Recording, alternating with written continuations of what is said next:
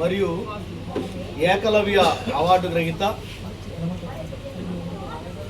సింగం పట్టాభి గారు, తన ధర్మపత్ని జానకమ్మ గారు మరియు మా ప్రియమైన బావగారు ఈశ్వరరావు గారు వారి దివ్య ఆశీస్సులతో తాడేపల్లిగూడెంలో గత 15 రోజుల నుంచి నిర్వహించబడుతున్న బలుసులమ్మ తల్లి యొక్క జాతర సందర్భంగా మీ అందరికీ నా హృదయపూర్వకమైన శుభాకాంక్షలు తెలియజేస్తాము.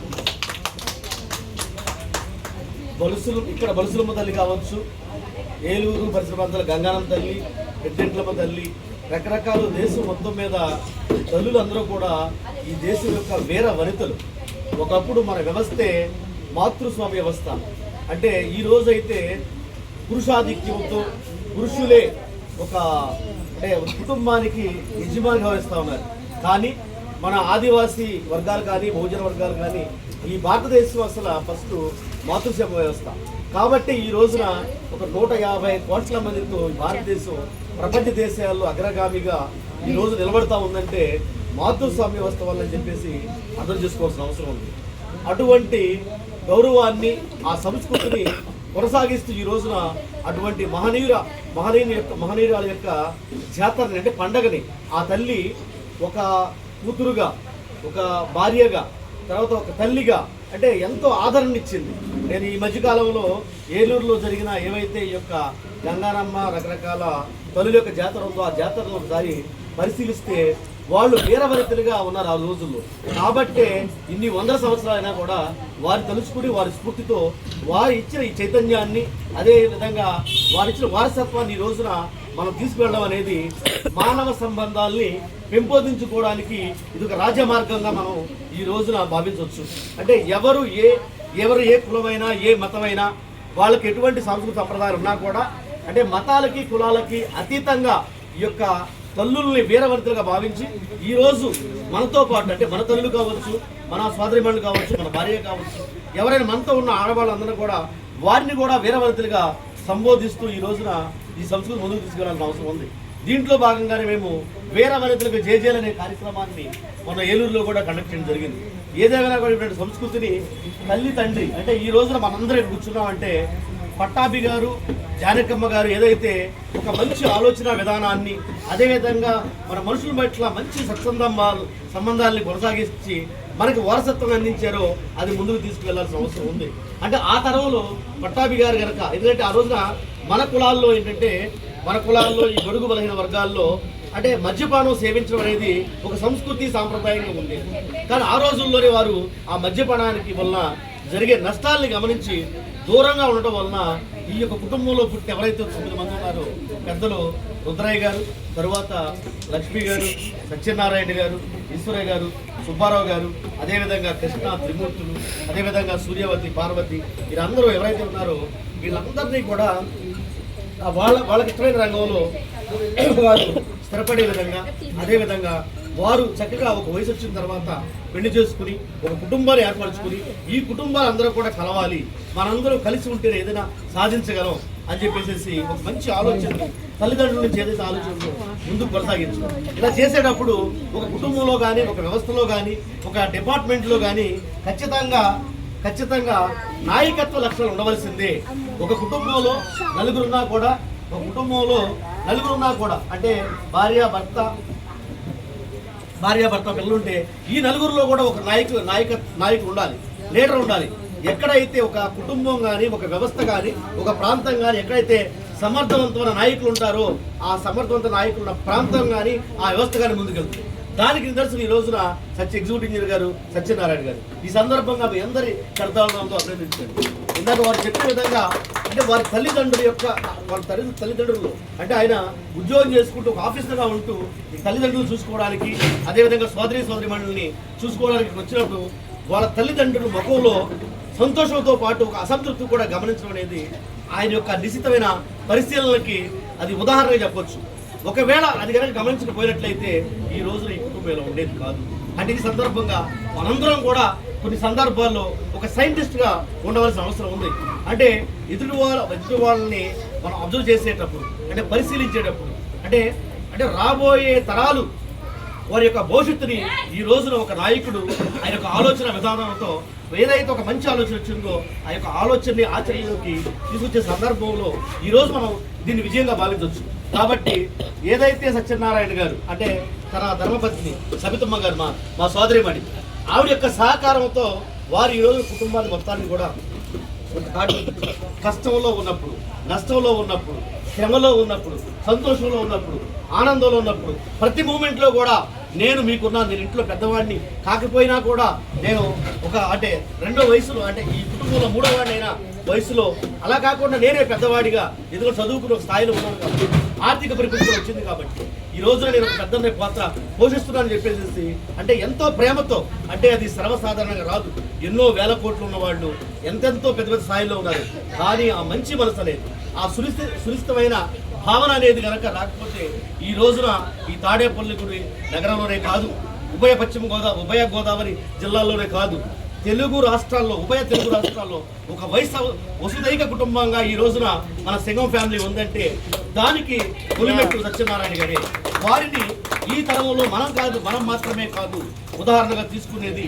అదేవిధంగా వారిని ఫాలో అయ్యేది తర్వాత తరం ఎవరైతే ఈ రోజున మా తర్వాత సత్యనారాయణ గారు మేము ఒక తరం అయితే మా తరువాత 1-2 తరాలు కూడా ఈ రోజున మన ముందుకు వచ్చేసి ఉన్నాయి. కాబట్టి వాళ్ళు కూడా ఖచ్చితంగా అందుకోవాల్సిన అవసరం ఉంది. ఈ రోజున చిన్నపిల్లలు ఇలా మనతో ఆడుతూ పాడుతూ ఇక్కడ కూర్చుని ఉండొచ్చు, కానీ వాళ్ళ యొక్క ఆలోచన విధానం కానీ వాళ్ళ పరిశీలన కానీ చాలా గొప్పది. ఈ రోజున సింగం సత్యనారాయణ గారు ఏదైతే ఒక పునాదిని నిర్మించారో తల్లిదండ్రుల యొక్క స్ఫూర్తితో ఆ యొక్క వారసత్వాన్ని ఆ లెగసీని ముందుకు తీసుకెళ్లవలసిందిగా ఇక్కడున్న పిల్లలందరినీ కూడా మీ అందరినీ కూడా నేను కోరుతా ఉన్నా. ఖచ్చితంగా మీరు ఖచ్చితంగా 4-5 తరాల పాటు ఈ యొక్క వారసత్వాన్ని ముందుకు తీసుకెళ్లే విధంగా దాంట్లో ఏంటంటే పండగలకి, పబ్బాలకి, శుభకార్యాలకి ఏ కార్యాలైనా మంచికి చెడుకి ప్రతి కూడా మన రక్త సంబంధికులు, మన అన్నయ్య, మన తమ్ముడు, మన చెల్లి, మన పెద్దనాన్న, మన బాబాయ్, మన అత్త, మన పిన్ని అనే మానవ సంబంధాలు కనుక మీరు మైండ్లో పెట్టుకున్నట్లయితే ఖచ్చితంగా వాళ్ళైనా మనమైనా కూడా ఖచ్చితంగా మనం సంతోషంగా ఉండవే కాకుండా మన దగ్గర ఉన్న వాళ్ళందరినీ కూడా సంతోషంగా నిలపడం కోసం అవకాశం ఉంటుంది. ఇదే కాదు ఒక కుటుంబాన్ని లేకపోతే ఒక చిన్న వ్యవస్థను కనుక మనం ముందుకి సమర్థవంతంగా ముందుకు తీసుకెళ్తే మనం కూడా సక్సెస్ అవుతుందని చెప్పేసి ఈ సందర్భంగా భావించాల్సిన అవసరం ఉంది. కాబట్టి ప్రియమైన మిత్రులారా ప్రతి కార్యక్రమంలో కూడా ఒక 18 సంవత్సరాల క్రితం నేను సంఘాల ద్వారా పరిచయమైన మీకు నా ద్వారా మళ్ళా లలిత మా శ్రీమతి కూడా పరిచయం అవడం వారిని ఆవిడిని మీరు మీ ఇంట్లో మీ కుటుంబ సభ్యురాలుగా అంటే మీరు ఎవరైతే 9 మంది ఉన్నారో 9 మందికి ప్లస్ లలిత ప్లస్ శివ మీరు ఎంతో ఆత్మీయంగా భావించే మీ బ్రదర్ ఎక్కడైతే లోకల్లో ఉన్నారో ఈ విధంగా 9+2 11 మందిని మీ అందరితో సమానంగా సంప్రదాయాల్లో కానీ సంస్కృతుల్లో గాను మీరు మీతో పాటు నడిపించుకుంటూ వెళ్ళడం వల్ల నాకు చాలా సంతోషం ఉంది. మీరు ఎప్పుడు నన్ను ఆహ్వానించినా కూడా అది నేను అదొక గౌరవంగా అదేవిధంగా నాకు వచ్చిన పెద్ద మంచి అవకాశంగా నేను భావిస్తా ఉన్నా. ఇదే కాదు నేను 18 సంవత్సరాలు 20 సంవత్సరాల క్రితం ఈ సంఘాలు ఇవన్నీ కూడా ప్రారంభించినప్పుడు నేను ఒక అడుగు వేసిన తర్వాత మీరు నాకు కలిసినా కూడా తరువాత నేను ఎన్నో అడుగులు ముందుకు వేసుకుంటూ వెళ్ళాను. నా ప్రతి అడుగులో కూడా ప్రత్యక్షంగా పరోక్షంగా మీరున్నారు. ఈ సందర్భంగా మీ అందరికీ విజ్ఞానం అదేవిధంగా లలిత నేను యొక్క కర్తాళంతో మీ అందరినీ కూడా అభినందిస్తా ఉన్నాను. ఎందుకంటే బావగారు నాకు కొన్ని విషయాలు చెప్తూ ఉండేవాడు. ఆ రోజుల్లో బాధపడుతున్నప్పుడు జాలిపడాలి ఎదుటి వాళ్ళని చూసి అని చెప్తూ ఉండేవాడు. నాకు ఆ మాట చాలాసార్లు గుర్తొస్తుంది. నా జూనియర్స్ కూడా ఆ మాట చెప్తూ ఉన్నా. ఏదైనా కూడా మనం ఏదైనా ఒక విషయం నేర్చుకున్నా కూడా వాళ్ళ పట్ల మనకు కృతజ్ఞత ఉండవలసిన అవసరం ఉంది. ఏదైనా నేను మీ ఫ్యామిలీని చూసి చాలా ప్రత్యక్షంగా పరోక్షంగా నేర్చుకున్నాను. కాబట్టి ఒకవేళ చిన్న లోట్లు పాటలు అనేవి మానవ సంబంధాల్లో కుటుంబ వ్యవస్థల్లో సామాన్యమైన విషయం కాబట్టి అవన్నీ కూడా నిదానంగా సర్దుకుంటే ఏదేమైనా కూడా మీరు ఈ కుటుంబానికే కాకుండా సమాజానికి కూడా స్ఫూర్తిగా ఈరోజు నేను భావిస్తా ఉన్నాను. అదేవిధంగా మీరు ఈ కుటుంబ వ్యవస్థలో ఈ రిలేషన్స్ మెయింటైన్ చేయడమే కాకుండా ప్రజా సంబంధాలు కానీ రాజకీయ వ్యవహారాలు కానీ అదేవిధంగా మీరు కుటుంబంలో ప్రతి కుటుంబం కూడా అంటే ఈ యొక్క పెద్ద కుటుంబంలో ప్రతి చిన్న కుటుంబం కూడా పైకి రావడం కోసం అభివృద్ధిలో రావడం కోసం మీ యొక్క A to Z మీ యొక్క జ్ఞానాన్ని మీ ధనాన్ని మీ సమయాన్ని కూడా ఈ రోజున వెచ్చించబట్టే అదేవిధంగా మీ యొక్క మాటకి గౌరవించి సబితమ్మ ఆవిడ తల్లుల్ని కన్నా తల్లిలాగా తన కడుపుని ఈ రోజు ఆడబిడ్డ లేకపోవచ్చు, కానీ మీరు ఎంతో మందికి ఈ రోజున ఒక తల్లిగా చిన్న వయసుగా అయినా కూడా ఉండబట్టి మీ భర్త యొక్క ఆశయాలకి ఆలోచనలకి ఆశయాలకి అదేవిధంగా ఆలోచనలకి మీరు సమాంతరంగా ఉండబట్టి ఒకవేళ మీరు అలా లేకపోయినట్లయితే మీరు కారణరైపోయేవాళ్ళు. కానీ ఈ రోజున